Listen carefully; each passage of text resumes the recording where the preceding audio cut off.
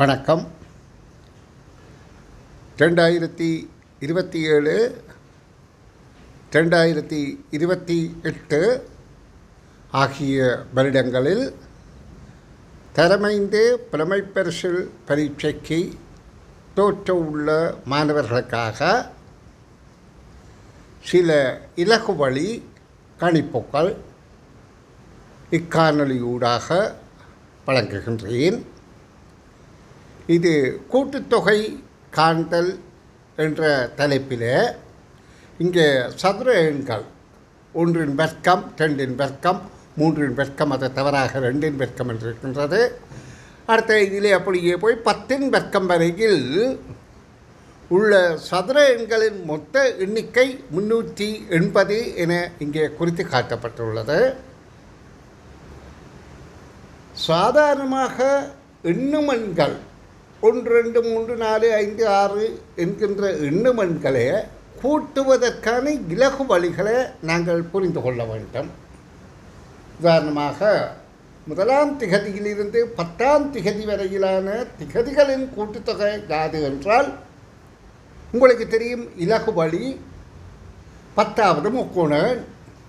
10வது முக்கோண எண்ணை காண்ற இலகு வழி 10 அதற்கடுத்த எண்ணால் பெருக்கி அதன் அரைவாசி தான் 10வது முக்கோண எண். 10 11ஆல் பெருக்கினால் 110. 110 அரைவாசி 55. இது 1லிருந்து ஆரம்பிக்கின்ற போது இந்த வகையில் முக்கோண எண்ணை கண்டு நாங்கள் கூட்டுத்தொகையை கணிக்க முடியும். இப்போ 1லிருந்து 20 வரை கேட்கப்பட்டால் 20 21ஆல் பெருக்கி அதன் அரைவாசி. 1லிருந்து 30 வரை கேட்கப்பட்டால் 30 31ஆல் பெருக்கி அதன் அரைவாசி.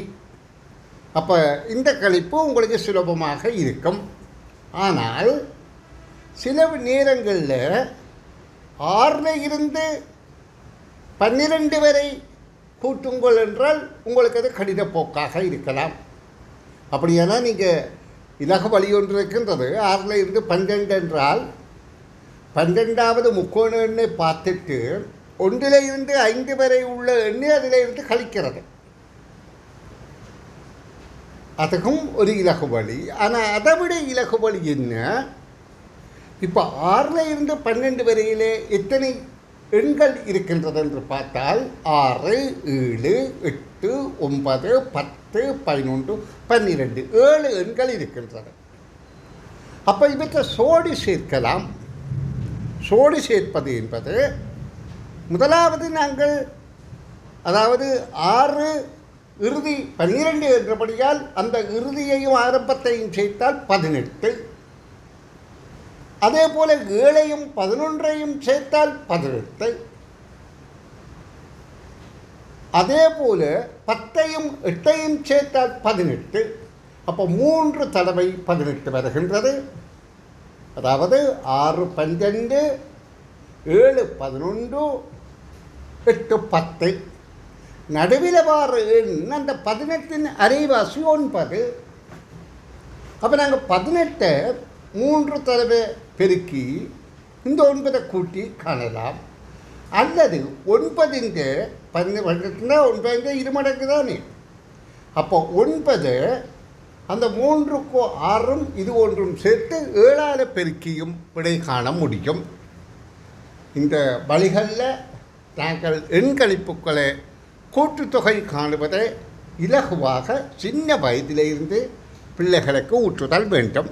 உதாரணமாக 1லிருந்து 5 வரை கூட்டச் சொன்னால் 15 என்பது 5வது முக்கோண எண்.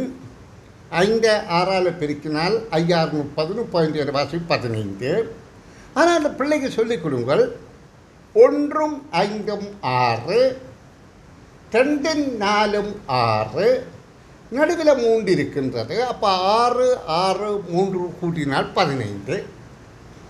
இவ்வகையிலே கணிப்புகள், அதாவது இது ஒரு தந்திரம், ட்ரிக்ஸ், ஸ்காலர்ஷிப் ட்ரிக்ஸ். இந்த வழியில் நீங்கள் பயிற்சி பெற்றுக்கொண்டு வந்தால் புலமை பரிசில் இலகுவாக இருக்கும் என்பது என்னுடைய ஆழமான ஆணித்தரமான அனுபவ கருத்தாக பகிர்கின்றேன். நன்றி.